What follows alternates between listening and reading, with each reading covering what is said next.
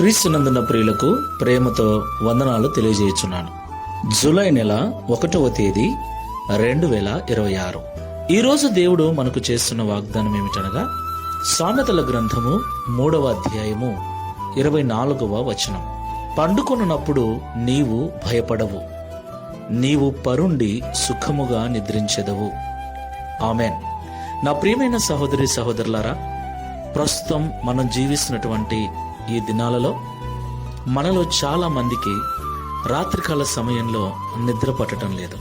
దానికి కారణం సమస్యలు కావచ్చు, అప్పులు కావచ్చు, ఆర్థిక ఇబ్బందులు కావచ్చు, అనారోగ్య పరిస్థితులు కావచ్చు. ఉదయం నుండి సాయంకాలం వరకు కష్టపడి పని చేసినప్పటికీ కడుపు నిండా తిని కంటి నిండా నిద్రపోయేటువంటి పరిస్థితులలో చాలా మంది లేరు. నిద్ర పట్టక నిద్ర మాత్రలు మింగేటువంటి పరిస్థితుల్లో మనిషి నేడు బ్రతుకుచూ ఉన్నాడు.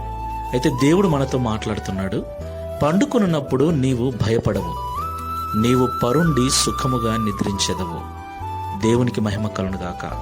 అవును ప్రియులారా, అనేక భయాల చేత మనిషి నిద్రకు దూరమవుతూ ఉన్నాడు.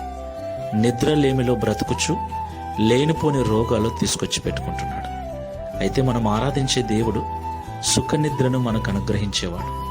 నిద్రను దూరం చేసే భయాలన్నిటినీ తొలగించే దేవుడై ఉన్నాడు. దేవునికి మహిమ కలుగును గాక. కాబట్టి నా ప్రియులారా, మన బాధలు, మన భయాలు, మన ఇబ్బందులు, నిద్రలేమికి కారణమైన పరిస్థితులన్నిటినీ దేవుని పాదముల చెంత పెట్టి దావీదు అంటున్నట్టుగా, సదాకాలము నేను యెహోవా మీద గురి నిలిపి ఉన్నాను, ఆయన నా కుడిపార్శ్వమందున్నాడు, నేను కదల్చబడను.